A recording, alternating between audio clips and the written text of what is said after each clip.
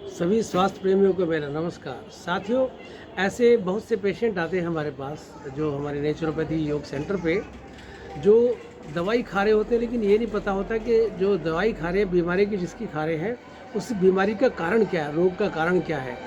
उसमें से एक बहुत जो बड़ी जो स्थिति है वो आती है एक रोग की जिसको बोलते हैं ब्लड प्रेशर, रक्तचाप। रक्तचाप की दवाई खा रहे होते हैं, लेकिन ये नहीं पता होता रक्तचाप क्यों है, ब्लड प्रेशर बढ़ क्यों रहा है, ब्लड प्रेशर घट क्यों रहा है। तो इस ऐसे में क्या होता है, डॉक्टर के पास जाते हैं, डॉक्टर साहब दवाई लिख देते हैं और आप दवाई खा रहे होते हैं, और ऐसे ये चलता रहता है ये नियम। और ये नियम जबकि बहुत गलत है, क्योंकि जब तक आप रोग के कारण पे नहीं जाएंगे कि ये बीमारी क्यों है, तब तक ठीक कैसे हो पाएगी वो।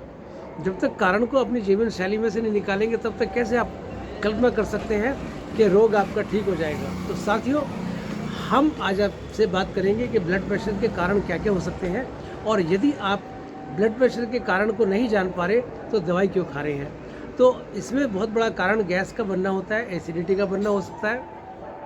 बहुत अधिक केसेस में कारण होता है कोलेस्ट्रॉल का बढ़ना भी एक कारण होता है, और किडनी का भी डिसफंक्शनिंग होना ये भी एक कारण हो जाता है। डायबिटीज़ के कारण भी ब्लड प्रेशर बढ़ सकता है, अन्य किसी रोग के कारण भी ब्लड प्रेशर का बढ़ना हो सकता है। और जीवन शैली में परिवर्तन, इसमें आहार विहार विचार में परिवर्तन होने के कारण भी ब्लड प्रेशर हो सकता है। और साथ में हमारा विश्राम और काम दोनों में समन्वय नहीं हो पाता, कितना विश्राम करना चाहिए, कितना काम करना चाहिए, तो भी ब्लड प्रेशर का एक बहुत बड़ा एक कारण होता है।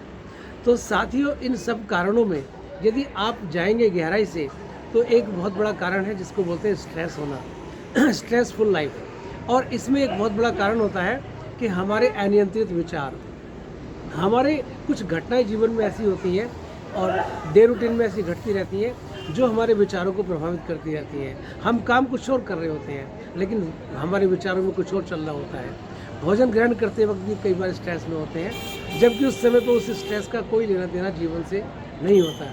तो साथियों, अपने रोग को, कम से कम ब्लड प्रेशर जैसी बीमारी को आप ठीक करने के लिए पूरी तरह से अपने को समझें कि ये बीमारी आपको है क्यों। एक बहुत बड़ा कारण ब्लड प्रेशर के होने का हो सकता है कि बॉडी का टॉक्सिन्स का बॉडी का जो में जमा होना, हमारी बॉडी में टॉक्सिन्स जमा होते रहते हैं, जिसके कारण बॉडी के फंक्शन खराब होते हैं, और उस जो काम दिल को करना पड़ता है, प्रेशर से ब्लड को रिलीज़ करता है दिल, इसीलिए भी ब्लड प्रेशर होता है।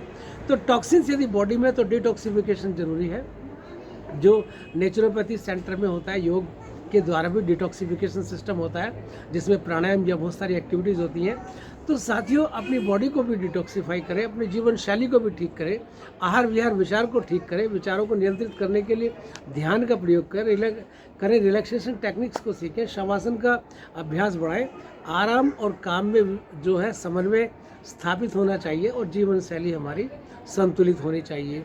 तो आप कल्पना कर सकते हैं, आप अपने आप को निरोगी पा सकते हैं, हृदय रोगों से बच सकते हैं। अन्यथा एक रोग यदि उसके कारण को आप ठीक नहीं करेंगे, और वो उसकी दवाई आप खा रहे होते हैं, और दवाई खाते खाते स्थिति ये आती है कि दवाई का फिर आफ्टर इफेक्ट होना शुरू हो जाता है बॉडी पे, फिर उसके लिए फिर दवाई खानी पड़ती है। इस तरह से आप दवाइयों के जंजाल में दुष्चक्र में पड़ जाते हैं।